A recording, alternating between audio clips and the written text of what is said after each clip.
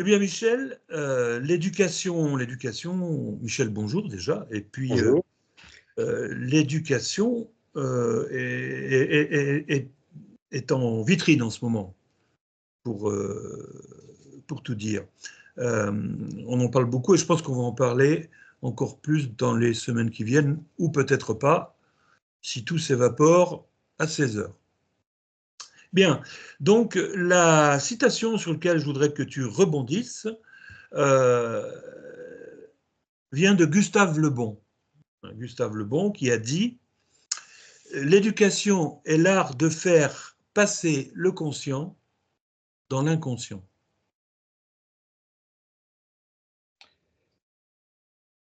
Alors, je crois que pour un sociologue, on parlerait plutôt de socialisation ou d'intériorisation des normes qui passent par la transmission. Et peut-être de faire entrer ce qui est de l'ordre de l'intuitif ou peut-être du connu inconscient dans dans une connaissance pleinement consciente. Donc, nous sommes des êtres de conscience et d'inconscience, et je crois que le rôle de l'école, c'est de mettre de la clarté et de la clarté sur des mots, Michel, sur des Michel, notions. Michel, je réitère parce que là, je crois que tu prêtes à Gustave Le Bon des intentions contraires à peut-être à ce qu'il a voulu dire. Il dit il faut faire passer le conscient dans l'inconscient, pas le contraire. Oui, alors, je crois que là, on ne peut que exprimer quand même un certain désaccord, enfin, surtout quand on est sociologue, puisque, bon, je répète ce que je disais, le rôle du sociologue, c'est de faire passer l'inconscient dans le conscient, et pas l'inverse. Alors, parce que ça veut dire, si l'inconscient est par définition ce qui est caché à notre conscience ou ce qui ne doit pas être révélé, ça voudrait nous Peut-être, ramener vers l'idée de tabou, c'est-à-dire non, de mais là, faire peut-être, entrer. Michel, il faut pas aller vers une psychanalysation de la chose. Peut-être qu'il a simplement voulu dire là-dedans que une table de multiplication, par exemple, il fallait qu'elle soit intériorisée et automatisée, tout simplement. C'est peut-être pas plus. Ça, c'est la première chose. Et la deuxième chose, passer le conscient dans l'inconscient, c'est peut-être une très bonne définition de la construction du surmoi. Oui, alors pour lequel, encore une fois, le sociologue n'est pas le mieux placé pour en parler. Il faut quand même rappeler que Gustave Le Bon était quand même psychologue.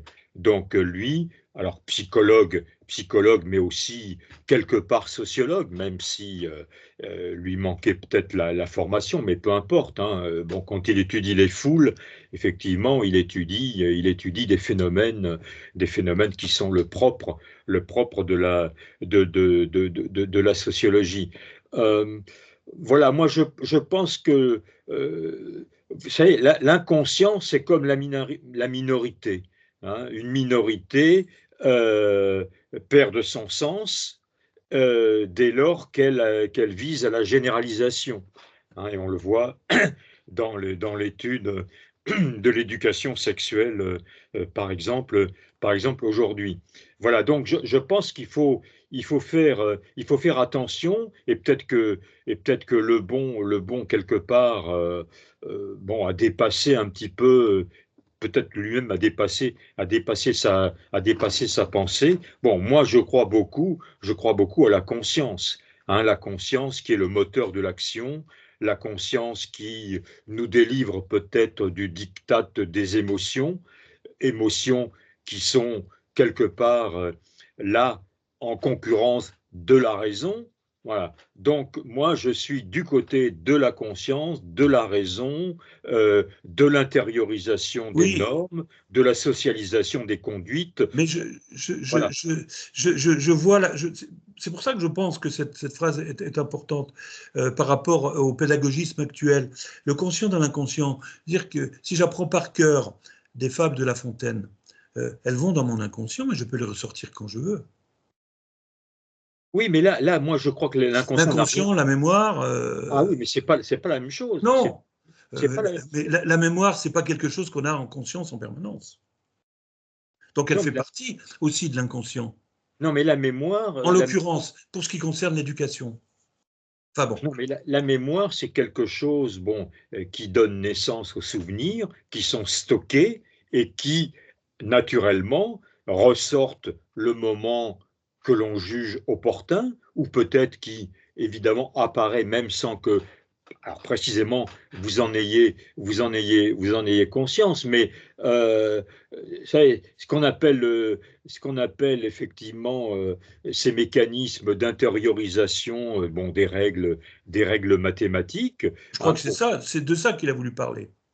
ben, on ne sait pas très L'intériorisation des savoirs qui permet en fait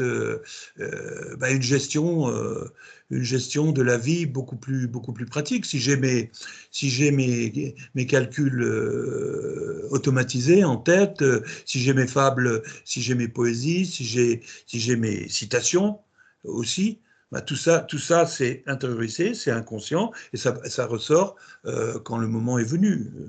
Peut-être que c'est ça qu'il a voulu dire, je Oui, pense. mais là encore une fois, on voit les limites de la citation, parce que On est bien si, d'accord. voilà, si on n'a pas l'avant et l'après, là on a une citation complètement sortie d'un contexte que l'on ne connaît pas et à laquelle on peut tout faire dire. Mais C'est je la crois que définition même de la citation, Michel. voilà. Mais je crois qu'il faut avoir conscience que pour nous, la citation, c'est ce qui doit nous permettre aussi de réfléchir sur un certain nombre de notions. Donc il ne s'agit pas de vérifier ou d'infirmer le Non, non, bon.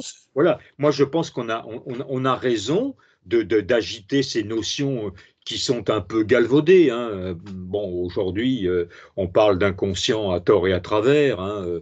Bon, il y a des tas de choses dont on parle d'ailleurs à tort et à travers. je pense qu'à l'époque de Le Bon, la notion d'inconscient était moins polluée qu'aujourd'hui.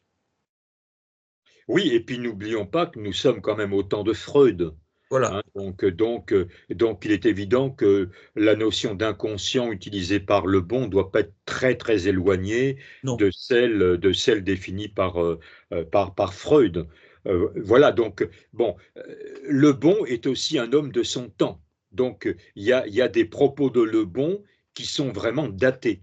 Voilà. Et d'autres qui ont traversé le temps, comme évidemment la psychologie des foules dont je parlais tout à l'heure, bon, qui est évidemment la grille, je dirais, immuable, hein, des phénomènes collectifs, des regroupements en bandes, en tribus, en supporters. Euh, voilà, donc voilà, donc une citation, ça doit aussi aider à faire parler. Et je crois que Voilà. c'est ce C'est que ce nous qu'on avons fait fait. ce matin.